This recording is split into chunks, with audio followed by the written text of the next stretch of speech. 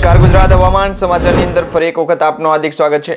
આજે મિત્રો 12 સપ્ટેમ્બર અને વાર થયો છે શુક્રવારના રોજ ગુજરાત રાજ્ય ઉપર વરસાદી માહોલ જોવા મળશે, કારણ કે ઘણા બધા જિલ્લાઓની અંદર છેલ્લા 2 દિવસની વરાપ નીકળી હતી। હવે આ વરાપ પછી એક વરસાદનો મિની રાઉન્ડ જોવા મળશે। ગુજરાત રાજ્ય ઉપર ભૂકા બોલાવતો વરસાદ છે એ હજી પડવાનો છે, કારણ કે અંબાલાલ પટેલ અને પરેશભાઈ ગોસ્વામીએ જે આગાહી કરી છે, આગાહીના ભાગરૂપે ગુજરાત રાજ્ય ઉપર 24 તારીખ સુધી જે વરસાદની સ્થિતિ છે એ બનતી જોવા મળશે।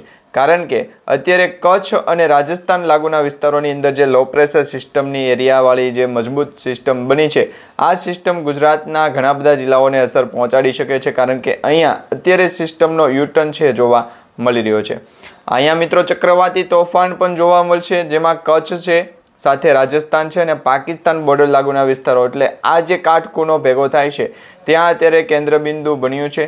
લો પ્રેશર સિસ્ટમ મજબૂત બની છે અને આ ઘેરાવો ગુજરાતના સૌરાષ્ટ્ર અને પશ્ચિમી ભાગના વિસ્તારો સુધી છે એ ફેલાતો જોવા મળશે, જેને કારણે દ્વારકા તેમજ જૂનાગઢ, જામનગર, પોરબંદર સુધીના જે જિલ્લાઓ છે, વિસ્તારો છે, વિસ્તારોની અંદર વધારે પડતો વરસાદ છે હવે પછી જોવા મળશે। 12, 13 અને 14 આ 3 દિવસ માટે ગુજરાત રાજ્યમાં જે વરાપની આગાહી કરવામાં આવી રહી છે, આ આગાહી મિત્રો અત્યારે અરબ સાગરના દરિયાકાંઠાના વિસ્તારોની અંદર જે ભેજવાળું પ્રમાણ છે જે જોવા મળી રહ્યું છે, એ ભેજવાળા પ્રમાણના કારણે વધારે પડતી સ્થિતિ મજબૂત થશે એની આગાહી કરવામાં આવી છે। અંબાલાલ પટેલ અને પરેશભાઈ ગોસ્વામીએ કહ્યું છે કે ગુજરાત રાજ્ય ઉપર વરસાદનો નવો રાઉન્ડ છે એ 16 તારીખ સુધીમાં જોવા મળી શકે છે। એટલે આજે મિત્રો જો 12 સપ્ટેમ્બર થઈ હોય તો હવે 3 દિવસના સમયગાળા પછી ફરી વખત વરસાદી સિસ્ટમ છે એ એક્ટિવ થશે અને અત્યારે લો પ્રેશર સિસ્ટમનો ઘેરાવો જે બન્યો છે, મજબૂત ઘેરાવો અત્યારે કહી શકાય, કારણ કે આ વરસાદની સ્થિતિ છે એ વરસાદના ઘેરાવાને અસર કરતી જોવા મળશે। બંગાળની ખાડીની અંદર અત્યારે લો પ્રેશર સિસ્ટમ સર્જાય છે। આ બંગાળની ખાડીની લો પ્રેશર સિસ્ટમ અને અરબ સાગરના દરિયાકાંઠાની લો પ્રેશર સિસ્ટમ, આ બંને લો પ્રેશર સિસ્ટમ છે એ ગુજરાતના ઘણા બધા ભાગોને વરસાદ સ્વરૂપે છે એ ધમરોળતી જોવા મળશે। છેલ્લા 2 દિવસથી મિત્રો કચ્છ લાગુના વિસ્તારની અંદર જે મિની ચક્રવાતી વાવાઝોડું આપણે કહ્યું છે, જે ડીપ ડિપ્રેશન બન્યું હતું અને એ ડીપ ડિપ્રેશન છે એ ફેલાણું અને પાકિસ્તાન તરફ આગળ વધ્યું, એ ડીપ ડિપ્રેશન છે એની સ્થિતિ હજી મજબૂત થતી હોત, કારણ કે મિત્રો જો આ ડીપ ડિપ્રેશન છે કચ્છથી લઈ અને ઉત્તર ગુજરાત તરફ ગયું હોત તો, પરંતુ આ સિસ્ટમ છે એ પાકિસ્તાન કરાચી સુધી પહોંચી ગઈ, જેના કારણે છે એનું જોર અત્યારે ઓછું જોવા મળ્યું હતું અને આ પ્રમાણે વરસાદની આગાહી પણ છે એ કરવામાં આવી હતી।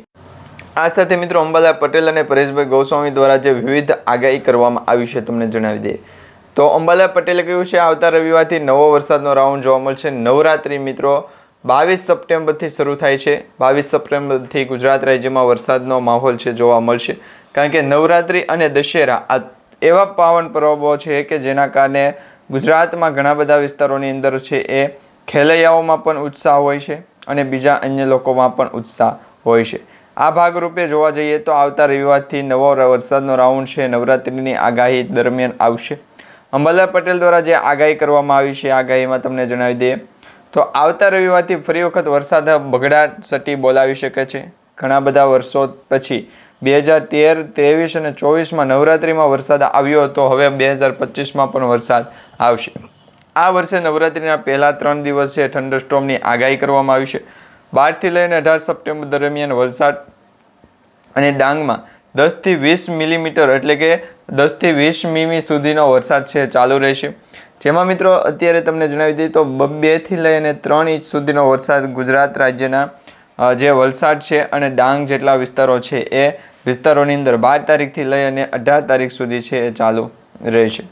ગુજરાત રાજ્યની બીજી અન્ય વિસ્તારની વાત કરવામાં આવે તો 18 થી લઈને 25 સપ્ટેમ્બર વચ્ચે દક્ષિણ ગુજરાત, સૌરાષ્ટ્ર અને મધ્ય ગુજરાતમાં 1 થી લઈને 5 મીમી વરસાદ છે એ જોવા મળશે, મિલીમીટર વરસાદ જોવા મળશે। આ સાથે મિત્રો ચોમાસું છે એ સપ્ટેમ્બર મહિનાના અંત સુધી લંબાશે અને આ વર્ષે લગભગ તો દર વર્ષે છે એ ચોમાસું 15 સપ્ટેમ્બર આજુબાજુ છે એ નિવૃત્તિ જાહેર થતી હોય, એટલે કે ચોમાસાની એ વિદાયનો પ્રારંભ થતો હોય છે, પરંતુ આ વર્ષે 15 તારીખના રોજ તો એક મિની વાવાઝોડા સમાન છે એક રાઉન્ડ જોવા મળશે, વરસાદનો રાઉન્ડ જોવા મળશે, જેને કારણે થંડરસ્ટોર્મની એક્ટિવિટી વધશે। વીજળીના કડાકા ભડાકા સાથેનો વરસાદ છે હવે 15 સપ્ટેમ્બર પછી જોવા મળશે। આ વર્ષે અરબી સમુદ્ર કે બંગાળની ખાડીમાં upper air cyclonic circulation low pressure સિસ્ટમને લીધે ચોમાસું લંબાવવાની શક્યતા ખૂબ વધારે બની ગઈ છે. ગુજરાત રાજ્ય ઉપર આ વરસાદની સ્થિતિ છે એ 2 દિવસ પહેલાં પણ જાણકારી મળી હતી. એ પ્રમાણે ઘણા બધા જિલ્લાઓની અંદર 10 તારીખ સુધીનું આગાહી હતું, અનુમાન લગાવવામાં આવ્યું હતું. ઘણા બધા જિલ્લાઓની અંદર વરસાદની સ્થિતિ છે એ સાવ નબળી પડતી જોવા મળી હતી. એટલે ગુજરાત રાજ્ય ઉપર વરસાદની સ્થિતિ જે નબળી પડતી જોવા મળી રહી છે, જેને કારણે ઘણા બધા મિત્રો છે એ કમેન્ટ કરી અને જણાવી રહ્યા છે કે ગુજરાત રાજ્યમાં વાતાવરણની અસરને ફેરફાર થઈ શકે છે. વરસાદની અસર છે એ વધારે થઈ શકે છે અથવા તો ગુજરાત રાજ્ય ઉપર ચોમાસું છે હવે લીગલી ચાલતું નથી એવું પણ કહી શકાય. કારણ કે ગુજરાત રાજ્યમાં જો ચોમાસું વ્યવસ્થિત ઋતુ પ્રમાણે ચાલતું હોય તો અત્યારે વેધર એનાલિસિસના એક્સપર્ટો દ્વારા પણ આ અંગે માહિતી આપવામાં આવી છે. એમના દ્વારા પણ કહેવું છે કે ગુજરાત રાજ્ય માટેનું વાતાવરણ છે એ અનુકૂળ રહેવું જોઈએ. કારણ કે ઘણા બધા વર્ષોથી આ અંગે માંગ હતી કે ગુજરાત રાજ્યના મહુવા તાલુકાની અંદર જે બસ સ્ટેન્ડ છે એનું નવનિર્મિત કરવું અને એમાં જે ખર્ચ થાય એ રાજ્ય સરકાર અથવા કેન્દ્ર સરકાર ઉપાડી શકે છે. તો આ જ પ્રકારે અત્યારે ગુજરાત રાજ્યના સરકારી હોસ્પિટલ, ખાસ કરીને ધ્યાનથી સાંભળજો મિત્રો, સરકારી હોસ્પિટલની અંદર જે પણ અપડેટ આપવામાં આવતી હોય છે અપડેટ ખાસ તમે તમારી નજરની વચ્ચે છે સાંભળી શકતા હોય છો. તો અત્યારે ખાસ તમે જોઈ લો તો એક નવી અપડેટ છે સામે આવી રહી છે. ગુજરાત રાજ્ય ઉપર છે એ વેધર એનાલિસિસના એક્સપર્ટ દ્વારા જે માહિતી છે એ શેર કરવામાં આવી રહી છે. અત્યારે ગુજરાત રાજ્ય ઉપર 2-3 દિવસ માટે વરસાદની આગાહી નહીવત છે, પરંતુ ત્યાર પછી ફરી વખત વરસાદનો જોર વધે.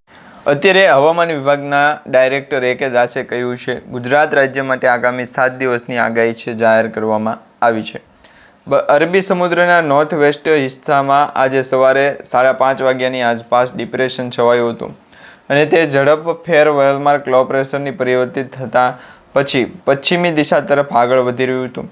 ઇન્ડિયન મેટ્રોલોજી ડિપાર્ટમેન્ટ એટલે કે IMD ડિપાર્ટમેન્ટના જણાવ્યા અનુસાર ગુજરાત રાજ્યમાં વરસાદની આગાહી છે એ હજી 22 તારીખ સુધીમાં જોવા મળશે. એની એક નવી અપડેટ પણ તમને જણાવી દઈએ તો ગુજરાત રાજ્યમાં દરેક વ્યવસ્થિત લોકોને જ આ અંગે છે એ માહિતી મળશે. એના સિવાય પણ એક મોટી અત્યારે છે એ મોટી નોટ ઉપર છે એ લોકોને ખાસ કરીને જ્યારે પણ પૈસા જમા કરાવવા ઉપાડવા આવવા તો એક જ જગ્યાએ છે એ મળી જાય.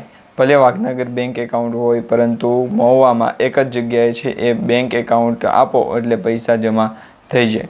તો ગુજરાત રાજ્ય ઉપર વરસાદની સ્થિતિ છે એ પ્રકારની બાકી રહી હતી અને વરસાદનો ઘેરાવો તો મજબૂત થયો છે, પરંતુ ગુજરાતમાં વરસાદ પડે એની જરૂર દરેક લોકોને સાવચેતી પ્રમાણે રહેશે. કારણ કે દરેક જગ્યાએથી વરસાદની સ્થિતિ છે એના સમાચાર મળતા હોય, જ્યારે અંતે છેવડે વરસાદ કે ચોમાસું આવતું ન હોય ત્યારે આવું માની શકાય કે ગુજરાત રાજ્યમાં ખેડૂતો માટે છે મહત્વપૂર્ણ બાબત નથી રહી.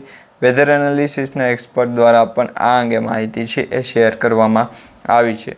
તો ગુજરાત રાજ્ય ઉપર જે પણ અપડેટ હશે એ અપડેટ આપણને સમયસર મળતી રહેશે.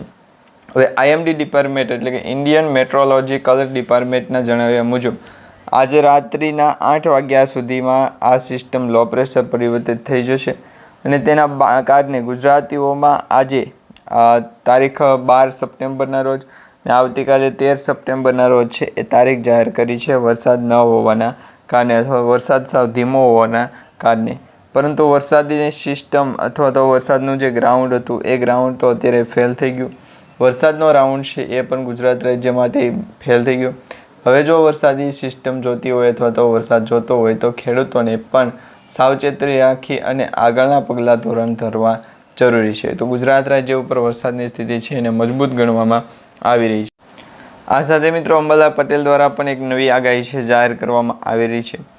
અષાઢી માહોલ છઠ્ઠા નોરતાથી દશેરા સુધી ગુજરાતમાં હળવોથી મધ્યમ વરસાદ વકરી શકે છે. એટલે કે આજથી આજે ગુજરાત રાજ્યમાં છઠ્ઠું શ્રાદ્ધ છે.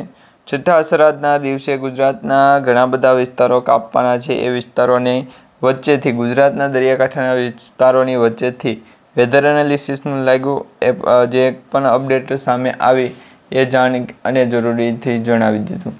ગુજરાત રાજ્ય માટે જે વેધર એનાલિસિસ આપણી માટે જે મોબાઈલ ચોરી કરી અને લાવે છે એ વરસાદની સ્થિતિના કારણે ગુજરાતના દરિયાકાંઠાના વિસ્તારોની અંદર જે પણ હશે એ આપણે આપણી આ યુટ્યુબ ચેનલના માધ્યમથી અથવા તો બીજા કોઈ પણ લોકો ના માધ્યમથી છે એ સાવચેતી રાખવી, જેના કારણે ગુજરાતમાં ઘણા બધા વિસ્તારો સુધી આ વાત શેર ન થાય, ફેલાય પણ નહીં.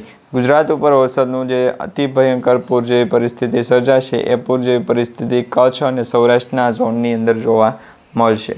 તો મિત્રો, અત્યારે આપણે જે આગાહી, માહિતી અને વિડીયો જોયો છે તમને સારો લાગ્યો હોય તો વિડીયોને લાઇક આપી ચેનલને સબસ્ક્રાઈબ કરી દેજો અને તમારા દરેક વોટ્સએપ ગ્રુપ, ફેસબુક ગ્રુપમાં દરેક મિત્રો સુધી આજનો વિડીયો શેર કરી દેજો.